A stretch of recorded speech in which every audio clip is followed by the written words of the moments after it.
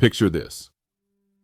A black mother in Flint runs her kitchen faucet in 2014, expecting nothing more than clean water to boil for dinner. Instead, the tap spits out a metallic-smelling stream the color of weak tea. Her children complain that their skin burns in the bath, their hair falls out, their rashes won't go away.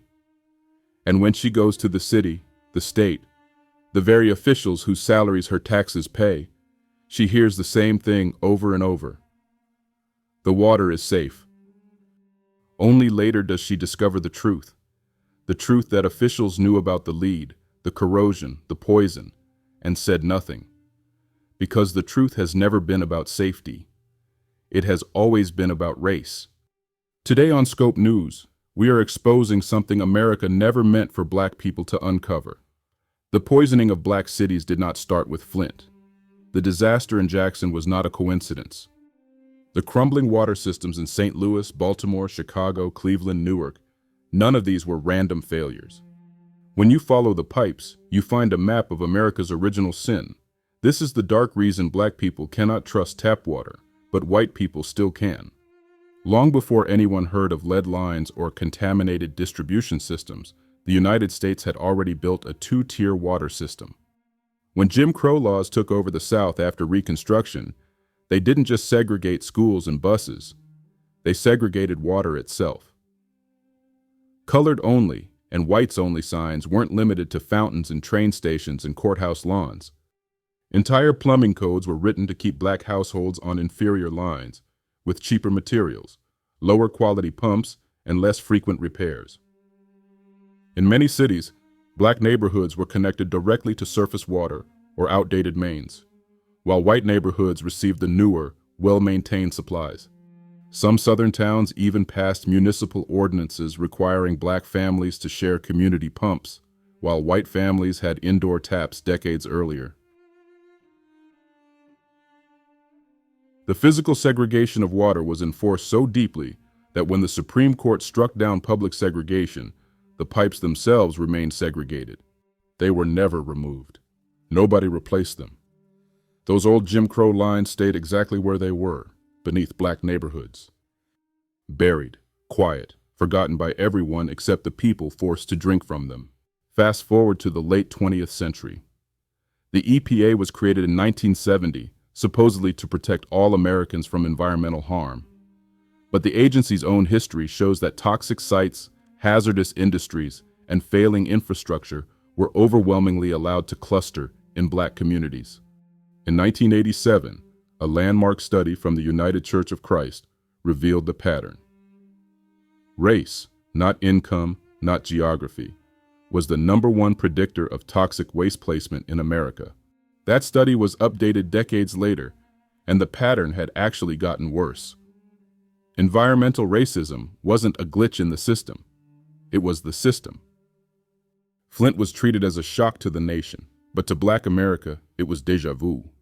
Before Flint, there was St. Louis, where lead poisoning in black children reached crisis levels long before anyone paid attention. Before St. Louis, there was Chicago, where entire black neighborhoods had been built on top of industrial dump sites, leaving their water permanently at risk. Before that, there were Louisiana's Cancer Alley communities, where black residents drank, bathed in, and even cooked with water contaminated by petrochemical runoff for generations. Then came Jackson, Mississippi, a city that is over 80% black, a city where experts warned for years that the water system was on the verge of collapse, a city where pipes dating back to segregation still ran under the ground, the pipes nobody replaced because white lawmakers refused to fund repairs. When floods finally overwhelmed the system and taps went dry, black families were told to boil water, again and again, for months. Schools shut down. Hospitals rationed bottled water. Elderly residents couldn't flush toilets. Meanwhile, just a few miles away in majority-white suburbs, water pressure was stable, clean, and uninterrupted. Jackson wasn't a coincidence. It was the predictable result of decades of disinvestment in predominantly black cities, justified by racist political narratives that labeled them mismanaged, corrupt, or undeserving. The same narratives used under Jim Crow to deny black communities equal access to infrastructure in the first place.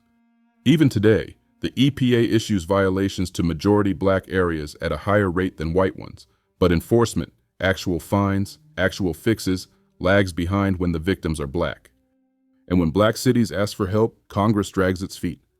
Flint had to beg for federal aid. Jackson had to plead with the state.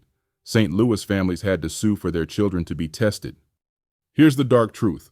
The water crisis in black America was designed, not by accident, not by nature, not by coincidence.